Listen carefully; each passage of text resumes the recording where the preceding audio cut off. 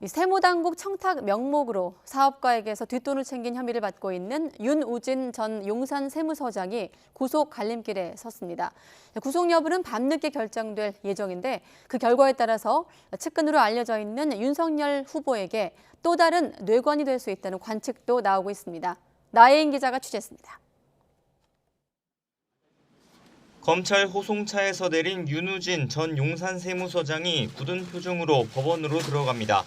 지난 2017년부터 2018년 사이 세무당국에 청탁해준다며 사업가 2명에게서 1억 원대 뒷돈을 챙긴 혐의 등으로 구속영장 심사를 받았습니다. 청탁 명목으로 1억 3천만 원 받았던 혐의 인정하십니까? 검찰에서 계속 수사 중인 골프 접대 의혹 등에 대해서는 하실 말씀 따로 없으세요? 이번 사건은 윤 전 서장에게 로비 자금을 댔다는 사업가 A씨의 진정으로 불거졌습니다. 윤 전 서장이 전현직 검사나 국세청 고위 인사들을 만날 때 자신을 데리고 다니며 이른바 스폰서 노릇을 하게 했다고 주장한 겁니다.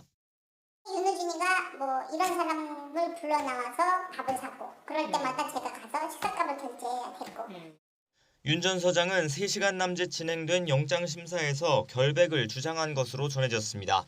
하지만 검찰은 앞서 함께 뒷돈을 챙긴 A씨 동업자가 구속 기소된 만큼 혐의 소명에 문제가 없을 거라고 보고 있습니다. 윤 전 서장의 구속 여부에 관심이 쏠리는 건 윤석열 국민의힘 대선 후보와의 관계 때문입니다. 윤 전 서장은 윤 후보 측근으로 알려진 윤대진 법무연수원 기획부장의 친형인데 과거 다른 뇌물 사건으로 무혐의 처분을 받은 게 두 사람 덕을 본 것이 아니냐는 의혹이 제기되었습니다. 당시 대검찰청 중수부 과장이었던 윤 후보가 윤 전 서장에게 특수부 검사 출신 변호사를 소개했다는 논란도 일었습니다. 네가 그러면은 윤우진 서장 한번 만나봐라. 그러니까 내가 이 남자한테 문자를 넣어주라 그랬다고.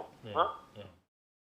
스폰서 의혹과 별도로 당시 뇌물 사건 재수사에 나선 검찰은 최근 윤 전 서장을 잇따라 소환해 지난 2010년부터 2011년 사이 육류 수입업자 등에게서 실제 금품이나 접대를 받았는지 조사했습니다.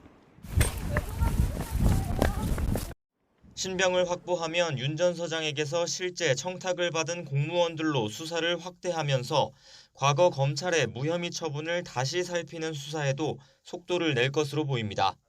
배우자 김건희 씨가 여전히 도이치모터스 주가 조작 사건과 전시회 불법 협찬 의혹에서 벗어나지 못한 가운데 윤 후보에겐 또 다른 부담으로 작용할 수 있다는 관측이 나옵니다.